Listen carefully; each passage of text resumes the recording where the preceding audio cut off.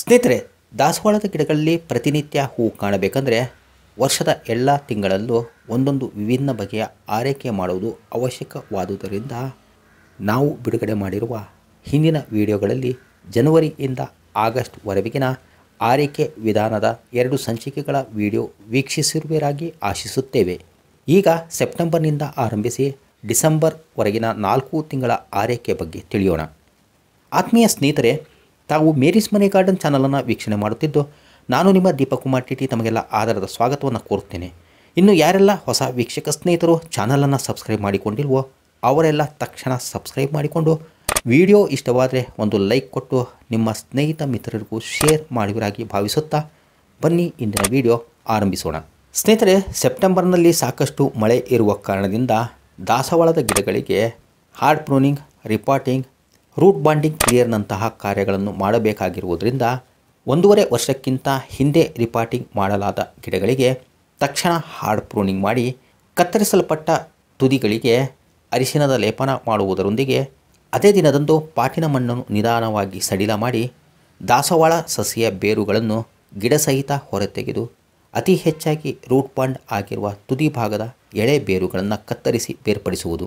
ಹೀಗೆ ಮಾಡುವುದರಿಂದ ಗಿಡಗಳಿಗೆ ಹೊಸ ಪಾಟಿನ ಮಿಶ್ರಣದೊಂದಿಗೆ ರಿಪಾಟಿಂಗ್ ಮಾಡುವ ಕಾರಣದಿಂದಾಗಿ ದಾಸವಾಳದ ಬೇರು, ಎಲೆ, ಕಾಂಡ ಮತ್ತು ಹೊಸ ಹುರುಪಿನೊಂದಿಗೆ ಬೆಳವಣಿಗೆಯ ಉತ್ಸಾಹ ತೋರುವುದರಿಂದ ಗಿಡಗಳಲ್ಲಿ ಉಂಟಾಗಿರಬಹುದಾದ ರೋಗ ಕೀಟಬಾಧೆಗಳು ದೂರಗೊಂಡು ಅತಿ ಹೆಚ್ಚಿನ ಮೊಗ್ಗು, ಹೂವು ಅರಳುವುದು.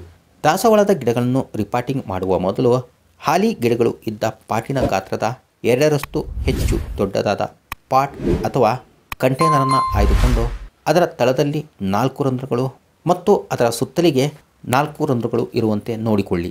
ಈ ರಂಧ್ರಗಳು ಸದಾ ತೆರೆದಿರುವ ಸ್ಥಿತಿಯನ್ನು ಕಾಯ್ದುಕೊಳ್ಳಲು ಮಡಿಕೆ ಅಥವಾ ಸಿಮೆಂಟ್ ಕಲ್ಲಿನ ಚಕ್ಕೆಯನ್ನು ಮುಚ್ಚಿ ಮೇಲ್ಭಾಗಕ್ಕೆ ಈಗಾಗಲೇ ತಯಾರಿಸಿಕೊಂಡಿರುವ ಉತ್ತಮ ಗುಣಮಟ್ಟದ ಪಾಟಿಂಗ್ ಮಿಶ್ರಣವನ್ನು ಹಂತ ಹಂತವಾಗಿ ತುಂಬಲಾರಂಭಿಸಿ. ಪಾಟಿಂಗ್ ಮಿಶ್ರಣಗಳನ್ನು ಮನೆಯಲ್ಲೇ ಸುಲಭ ವಿಧಾನದಲ್ಲಿ ತಯಾರಿಸಿಕೊಳ್ಳಬಹುದು. ನಂತರ ದೀರ್ಘಾವಧಿಯವರೆಗೆ ಫಲವತ್ತತೆಯಿಂದ ಕೂಡಿರುವಂತೆ ಹಂತ ಹಂತವಾಗಿ ಪೋಷಕಾಂಶಗಳನ್ನು ಪಾಟಿಗೆ ತುಂಬುವ ಬಗ್ಗೆ ಮಾಹಿತಿ ನೀಡುವ ವಿಡಿಯೋಗಳು ಈಗಾಗಲೇ ನಮ್ಮ ಚಾನಲಿನಲ್ಲಿ ಲಭ್ಯವಿದ್ದು ಆಸಕ್ತ ವೀಕ್ಷಕ ಮಿತ್ರರು ಪ್ಲೇಲಿಸ್ಟ್ ಲಿಂಕನ್ನು ಡಿಸ್ಕ್ರಿಪ್ಷನ್ನಲ್ಲಿ ಪಡೆದು ವೀಕ್ಷಣೆ ಮಾಡಬಹುದು. ದಾಸವಾಳದ ಗಿಡಗಳನ್ನು ರಿಪಾಟಿಂಗ್ ಮಾಡಿದ ನಂತರ 2 ರಿಂದ 3 ದಿನಗಳವರೆಗೆ ನೇರ ಬಿಸಿಲಿನಲ್ಲಿ ಇಡದೆ ಕೇವಲ ಬೆಳಕು ತಗುಲುವಂತೆ ಇರುವ ಸ್ಥಳಗಳನ್ನು ಆಯ್ದು ಇಟ್ಟರೆ 4ನೇ ದಿನ ಗಿಡಗಳು ಆರೋಗ್ಯಯುತವಾಗಿರುವುದನ್ನು ಖಚಿತಪಡಿಸಿಕೊಂಡು ಪ್ರತಿನಿತ್ಯದ ಕನಿಷ್ಠ 6 ತಾಸುಗಳ ಬಿಸಿಲು ಸಿಗುವ ಸ್ಥಳವನ್ನಾಯ್ದು ಇರಿಸಿ.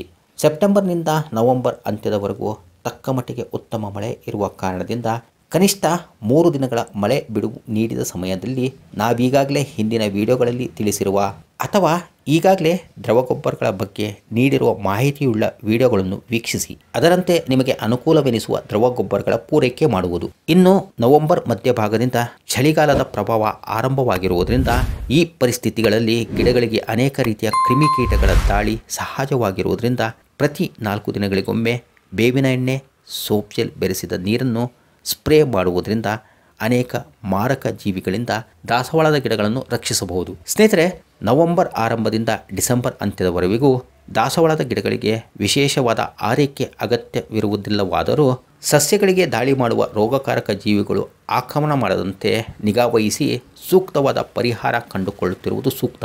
ಚಳಿಗಾಲದ ಆರಂಭದಿಂದ ಅಂತ್ಯದವರೆಗೂ ಗಿಡಗಳಿಗೆ ಸಾಧಾರಣ ನೀರು ಮತ್ತು ಹೆಚ್ಚು ಬಲಾಢ್ಯವಾದ ದ್ರವಸಾರದ ನೀರನ್ನು ಮಾತ್ರ ನೀಡುವುದು ಉತ್ತಮ. ಈ ಕಾಲದಲ್ಲಿ ಗಿಡಗಳು ಸುಪ್ತಾವಸ್ಥೆ ಅಂದರೆ ನಿದ್ರಾವಸ್ಥೆಯಲ್ಲಿರುವುದರಿಂದ ಹೆಚ್ಚಿಗೆ ಹೂಗಳ ಅಪೇಕ್ಷೆ ಅಸಾಧ್ಯವಾದ್ದರಿಂದ ದಾಸವಾಳದ ಗಿಡಗಳು ಜೀವಂತವಾಗಿರುವಂತೆ ಎಚ್ಚರಿಕೆ ವಹಿಸುವುದಷ್ಟೇ ನಮ್ಮ ಲಕ್ಷ್ಯವಾಗಿರಬೇಕು.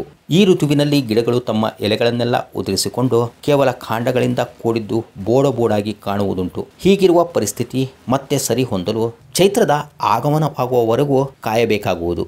ಹಾಗಾಗಿ ಪ್ರತಿ ವಾರಕ್ಕೊಮ್ಮೆ ದಾಸವಾಳದ ಗಿಡದ ಬುಡಭಾಗದ ಮಣ್ಣನ್ನು ಕೆದಕಿ ಉತ್ತಮ ಬೆಳಕು, ನೀರುಗಳ ಪೋಷಣೆ ನೀಡಿ ಗಿಡಗಳು ಆರೋಗ್ಯದಿಂದ ಕೂಡಿರುವಂತೆ ನೋಡಿಕೊಂಡರೆ ಆಗೊಂದು ಈಗೊಂದು ಹೂಗಳು ಸಿಕ್ಕರೂ ಮುಂದಿನ ಚೈತ್ರ ಮಾಸದ ಆರಂಭದಲ್ಲಿ ದಾಸವಾಳದ ಗಿಡಗಳು ಅತ್ಯಧಿಕ ಹೂವಿನ ಇಳುವರಿಯೊಂದಿಗೆ ಅತ್ಯಾಕರ್ಷಕವಾಗಿ ಪೊದೆಯಂತೆ ದಟ್ಟವಾಗಿ ಹರಡಿಕೊಂಡು ಬೆಳೆಯುವುದರಲ್ಲಿ ಸಂದೇಹವಿರುವುದಿಲ್ಲ ಎಂಬ ಮಾಹಿತಿಯನ್ನು ನೀಡಿದ ಇಂದಿನ ವಿಡಿಯೋ ನಿಮ್ಮ ದಾಸವಾಳದ ಗಿಡಗಳ ಆರೈಕೆಗೆ ಸಹಾಯವಾಗಿರಬಹುದೆಂದು ಅನ್ನಿಸಿದರೆ ತಕ್ಷಣ ಯಾರೆಲ್ಲ ಸಬ್ಸ್ಕ್ರೈಬ್ ಮಾಡಿಕೊಂಡಿಲ್ವೋ ಅವರೆಲ್ಲ ಸಬ್ಸ್ಕ್ರೈಬ್ ಮಾಡಿಕೊಂಡು ಲೈಕ್, ಶೇರ್ ಮಾಡುವುದರೊಂದಿಗೆ ನಿಮ್ಮಲ್ಲಿರುವ ಸಂದೇಹಗಳಿಗೆ ಕಮೆಂಟ್ನಲ್ಲಿ ಪ್ರಶ್ನಿಸುವಿರಾಗಿ ಭಾವಿಸುತ್ತಾ ಮತ್ತೊಂದು ಗಾರ್ಡನ್ ಮಾಹಿತಿ ಹೊತ್ತ ವಿಡಿಯೋದಲ್ಲಿ ಸಿಗೋಣ. ಅಲ್ಲಿಯವರೆಗೂ ಸರ್ವೇ ಜನಃ ಸುಖಿನೋ ಭವಂತು. Happy gardening. ಧನ್ಯವಾದಗಳು. ನಮಸ್ಕಾರ.